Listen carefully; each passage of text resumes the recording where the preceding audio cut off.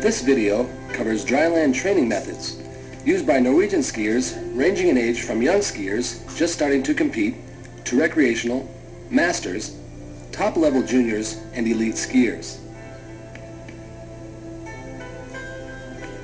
This videotape was filmed at a Norwegian national team summer training camp in northern Norway. The focus will be on Vegard Ulvang, Olympic medalist and 1990 overall World Cup champion. You'll also see short sequences of other top World Cup skiers. The script was written by the Norwegian Ski Federation and Olympic coach Torbjorn Karlsson. Torbjorn also narrates Vegard's comments. Vegard has captured medals in the 1988 Olympics and the last two World Championships.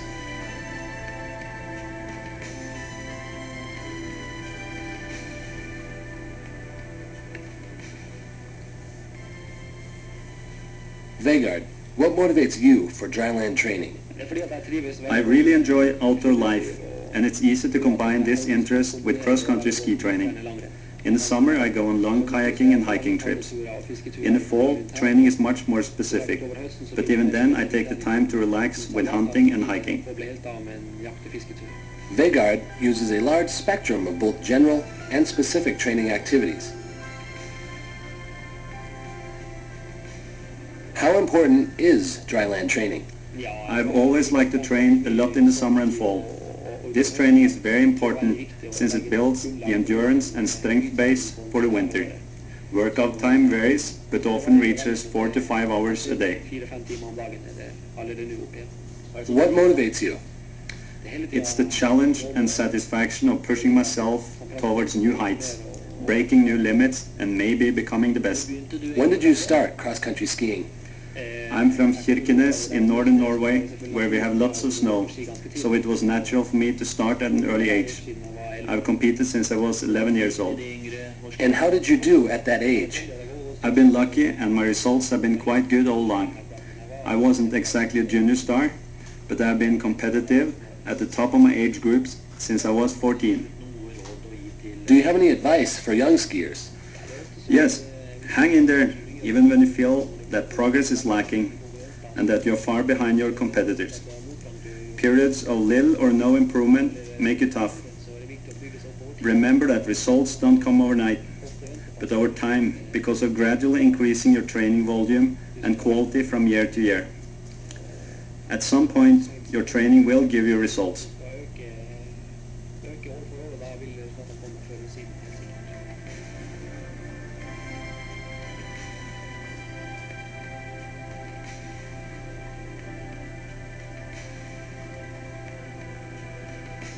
What is the main focus of your dryland training?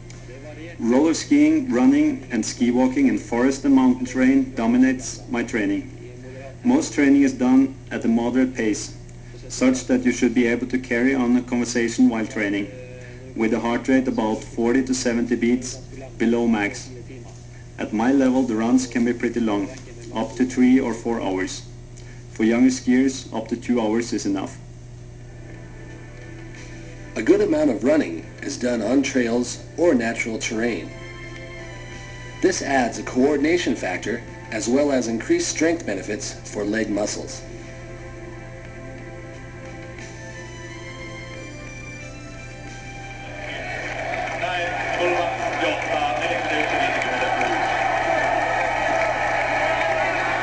Vegard Ulvang took the lead 41. Ski walking, as shown here, involves ski-specific motions used during distance workouts and for interval training. Land on the heel, imitate ski-specific arm motions by pretending that you're diagonal skiing. Kick and stretch the kick leg in one motion and keep the center of gravity forward. Remember to slightly bend your upper body forward.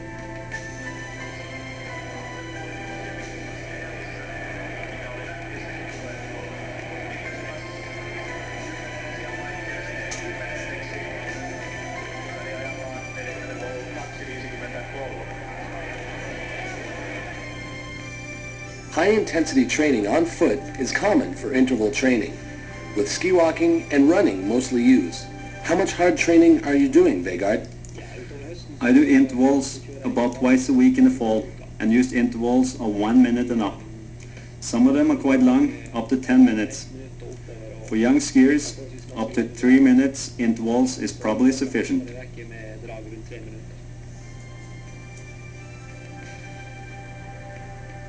Both systematic and natural interval methods are used. The heart rate is kept 10 to 35 beats below max. Active recovery is recommended, which means you should slow down in between intervals but don't stop. This allows for the most efficient lactate removal from the muscles. Usually, the recovery time is the same length as the interval time. Make sure that your efforts are hard and controlled, but not so hard that the pace slows down because of major lactate accumulation. Some interval workouts should also be done at a more comfortable anaerobic threshold type level, where you only touch the bottom level of your racing effort. Interval training should consist of a good mixture of ski walking, running, bounding, and roller skiing, and in the winter, skiing.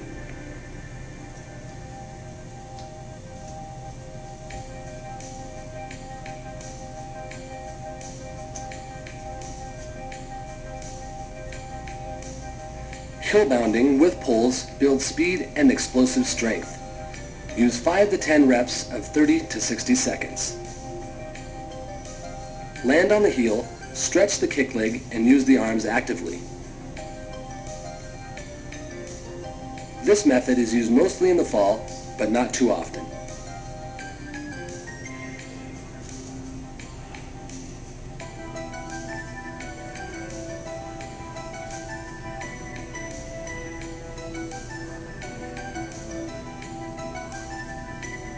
Women and young juniors often do hill bounding as separate workouts because of their relatively shorter race distances, while senior men usually combine hill bounding with longer, easier intervals.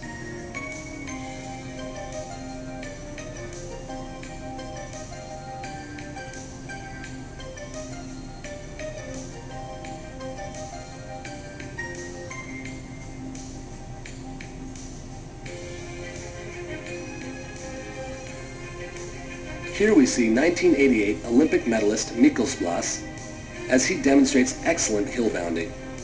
Mikkelsplass is one of the fastest classic uphill skiers in the world. Notice how he stretches the kick leg while keeping his center of gravity nicely over the foot during the kick. Great technique.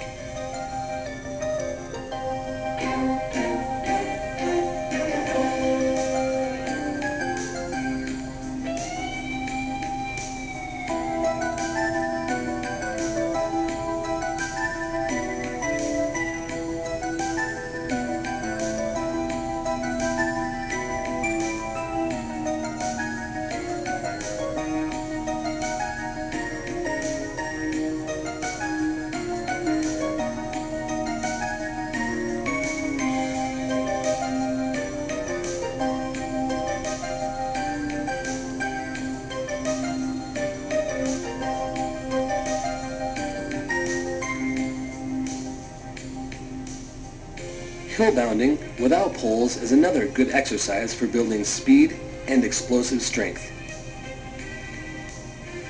5 to 10 reps for 5 to 15 seconds 2 times per week is commonly used at all levels.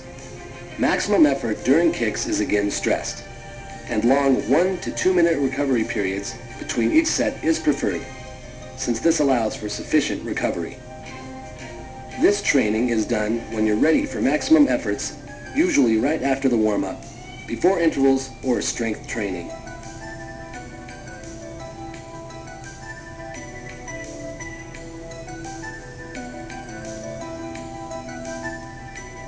Here we see 1991 15K freestyle world champion Dali as he performs skate bounding.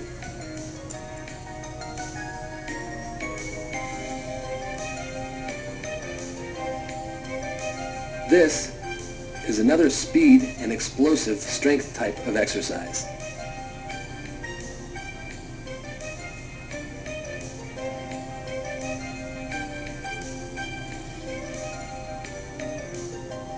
Skate bounding is an excellent exercise for skiers that feel they have okay average speed, but have trouble accelerating through steeper uphills and transitions.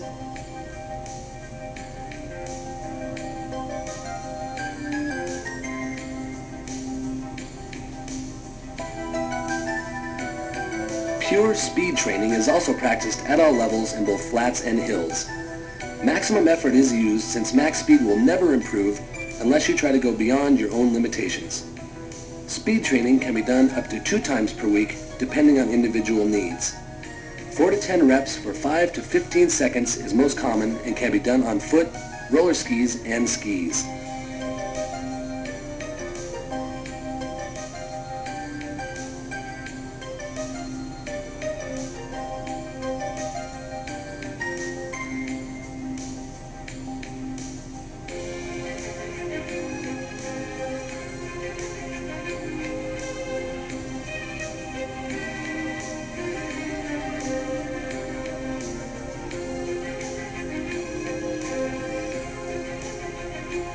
From foot training, we'll now move over to roller skiing.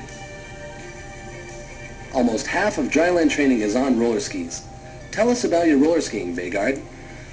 At this time of year, I roller ski 3 to 4 days a week and train evenly for classic and skating. I always stress good technique, so both the muscles and circulation are stimulated properly.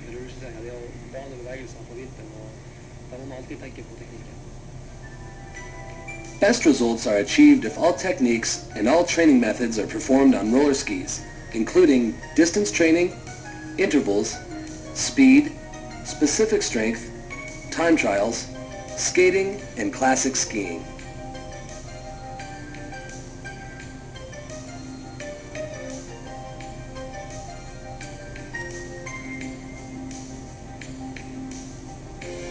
Safety is of utmost importance when roller skiing. Don't take chances. Stop if you don't feel safe.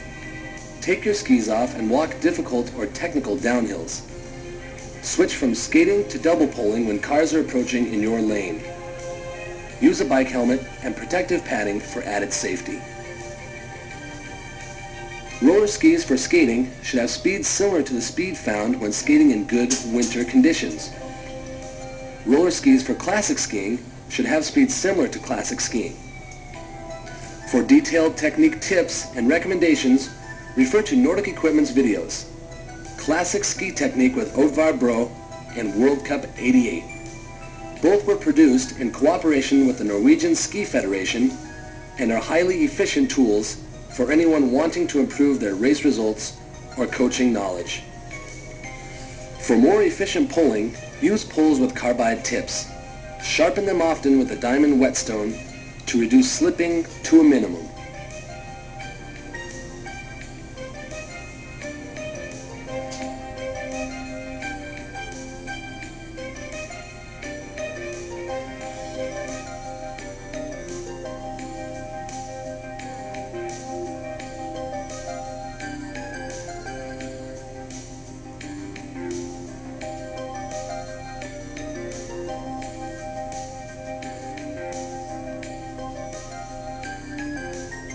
Slow the pace in uphills during distance workouts.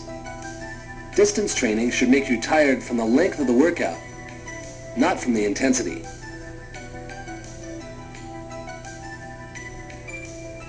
Let there be a clear difference between distance and interval training. If not, your distance training will be too hard and your intervals will lack efficiency because you're too tired to do them correctly.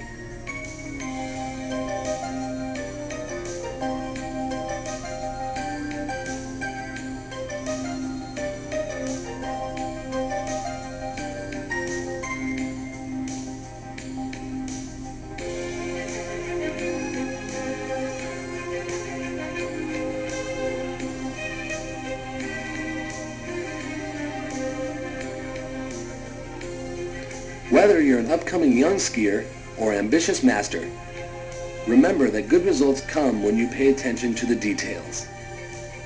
Plan your training and work more on your weak sides than your strong ones. If you're physically weak, don't skip strength and roller ski workouts.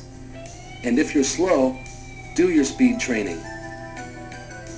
This will eventually pay off and add fun to your training and racing.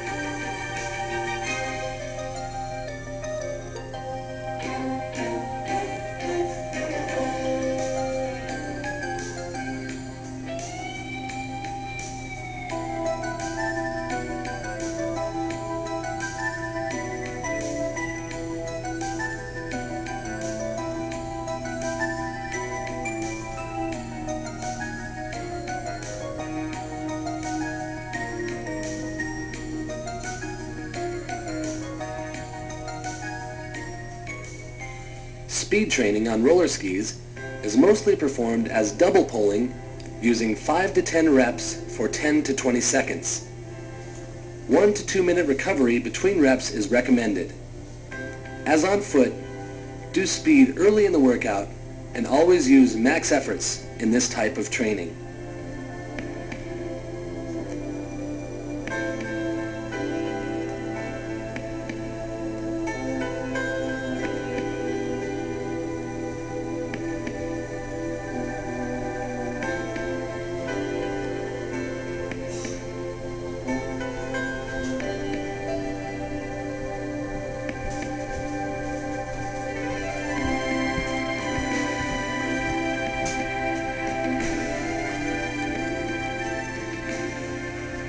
Strength training is another small but important part of the total training picture. Roughly 5 to 10% of the total training is devoted to this. How often do you do strength training? I do strength 3 to 4 times per week, all year except during the most important part of the racing season. I focus on endurance strength using simple exercises and 20 to 100 repetitions per set.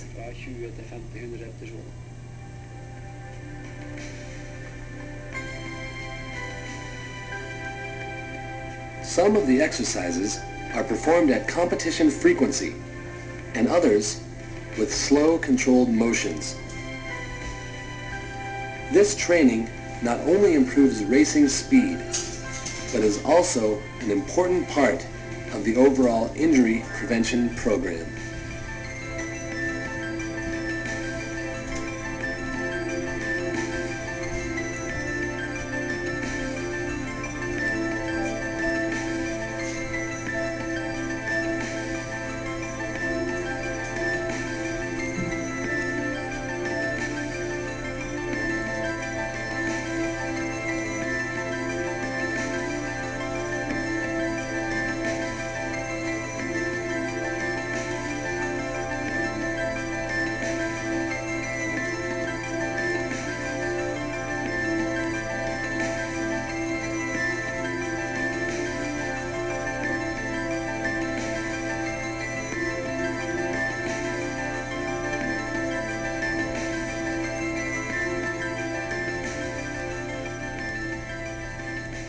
Strength and speed activities practiced during the dryland season are for negotiating and having fun in tough hills like this.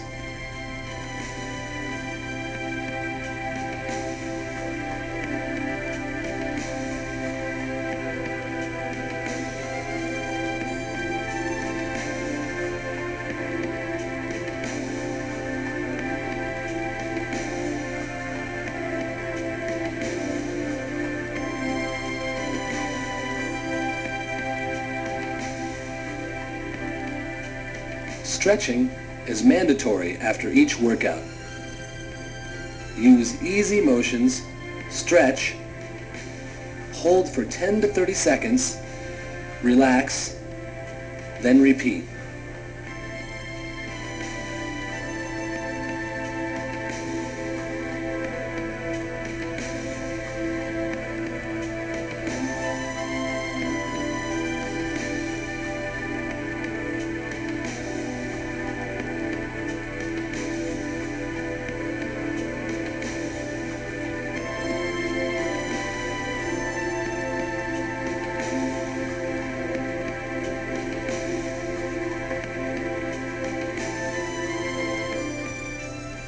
Some final advice, Vegard? High training volumes are necessary to become good, but be patient. Don't start out too hard with too much training. Increase your training gradually from year to year. If you like to be out in the forest and mountain terrain, you have the possibility of combining this with cross-country ski training. The summer training should be as varied as possible, with a gradual increase in intensity and specificity. Hiking, kayaking and fishing trips can easily be added to give necessary variation in training.